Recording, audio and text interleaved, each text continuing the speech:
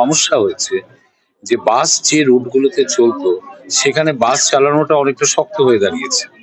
একটা সময় ছিল যে শুধু বাসই ছিল যানবাহনের মাধ্যম, আর এখন বাসের প্রায় 60% যাত্রী চলে গেছে এই অল্টারনেটিভ যানবাহনে, অটো, টোটো, ম্যাজিক। এতে ফলে কোনো কোনো রুটে বাস চালানো সত্যি শক্ত, তারা বারবার আমাদের সাথে যোগাযোগ করে। কিন্তু আমাদের হাতে তো এই ক্ষমতা নেই যে সাধারণ মানুষকেও আমরা বাধ্য করতে পারবো না যে আপনি টোটো চাপবেন না, অটো চাপবেন না, বাসে উঠুন।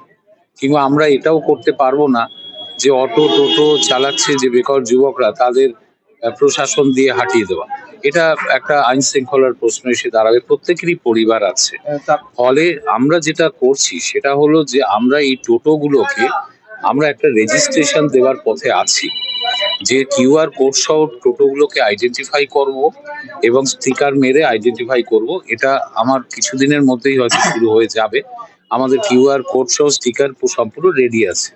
এবার টোটোগুলোকে আমরা চিহ্নিতকরণ যদি আমরা করতে পারি, তারপরে যেটা হবে পুলিশ প্রশাসন, ট্রাফিক পুলিশ, লোকাল যে পঞ্চায়েত, পুরসভা কিংবা মিউনিসিপ্যালিটি আছে এবং টোটো ইউনিয়ন, অটো ইউনিয়ন, এদের বসে একটা ডিসিপ্লিন আমরা এদের নিয়ে আসবো টোটোগুলো, যে তারা কোন রাস্তায় চলবে, কবে চলবে, কিভাবে চলবে। আমরা যদি এই ডিসিপ্লিনটা এনে দিতে পারি এবং হাইওয়ে যেগুলো যেগুলো কোর্টের অর্ডার আছে, হাইওয়েতে, ন্যাশনাল হাইওয়েতে থ্রি হুইলার ওঠা যাবে না, সেগুলোকেও অনেকটা নিয়ন্ত্রণ করা হবে। আমার ধারণা যদি আমরা এই স্টিকার মারার পর, আইডেন্টিফাই করার পর এই একটা ডিসিপ্লিন আনতে পারি, যারা তারা লোকাল রাস্তায় চলবে বা কিছুটা ডাইভার্ট করতে পারি, কিছুটা সময়কে অল্টারনেট করতে পারি, সেগুলো আমাদের মাথার মধ্যে আছে। সেগুলো আমরা করতে পারলে অনেকটা সুবিধা হবে বাস চালাতে। এবং বাস থাকবে, টোটো থাকবে, অটো থাকবে, সার্ভাইভ সবাইকেই করতে হবে যদি আমরা একটা ডিসিপ্লিন মেনে চলি। তবে এটা ঘটনা যে কেউ জীবিকাচ্যুত হোক, এটা আমরা কখনো চাই না। আমরা একটা ডিসিপ্লিন সিস্টেমের মধ্যে নিয়ে আসবো।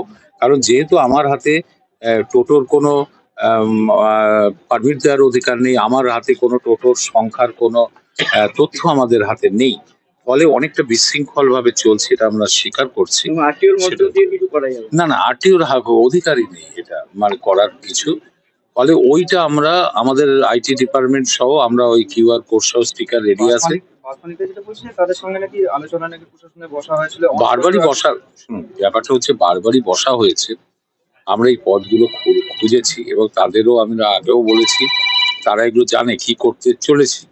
কিন্তু একটা সরকারি প্রোগ্রাম লাগু তো আজ বললে কাল হয় না, কতগুলো পদ্ধতির মধ্যে যেতে হয়। আমাকে লয়ের সাথে কথা বলতে হচ্ছে যে আমার এটা আইনত আমি করতে পারি কিনা, কারণ transport department motor vehicle act অনুযায়ী চলে, তো ফলে অনবরত মামলা, আইনের বিপক্ষে একটা স্টেপ নিয়ে সঙ্গে সঙ্গে কোর্টে মামলা হয়।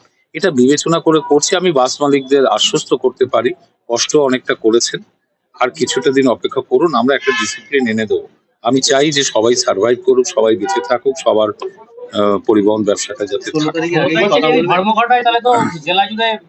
আমি বাস মালিকদের সাথে কথা বলেছি, আবারও বলবো। তবে ধর্মঘট করলে নিজেদেরও ব্যবসার ক্ষতি প্লাস মানুষের ক্ষতি। আমরা কিন্তু বাস মালিকদের জন্য চেষ্টায় আছি, কারণ আপনারা জানেন যে ইতিমধ্যে 15 বছরে কেএমডি এলাকায় বাস যে বাতিল করা, স্ক্র্যাপ করার যে বামফ্রন্ট সরকারের সময় অর্ডার ছিল এবং কোর্টের ভার্ডিক্ট ছিল, সেটা কিন্তু আমরা আইনত লড়াই করে এমন একটা জায়গায় এসেছি যে 15 বছরে গাড়ি স্ক্র্যাপ করতে হবে না, আমরা সেই জায়গাটা পৌঁছেছি। আমি সবসময় বাস মালিক বা পরিবহনের সাথে যুক্ত তাদের পক্ষেই থাকবো, এটাই আমার কাজ।